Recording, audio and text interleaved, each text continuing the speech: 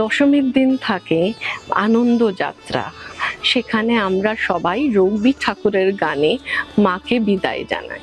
এটি একটা যাত্রা যেটাতে আমরা রবীন্দ্রনাথের যে গানটি রাঙিয়ে দিয়ে যাও গো এবার যাবার আগে, এই গানটি সঙ্গে করে নিয়ে মাকে নিয়ে আমরা একটা এই পুরো জায়গাটি প্রদক্ষিণ করি। ও, একটা কথা বলতে ভুলেই গেছি, পেট পুজোরও ব্যবস্থা থাকে।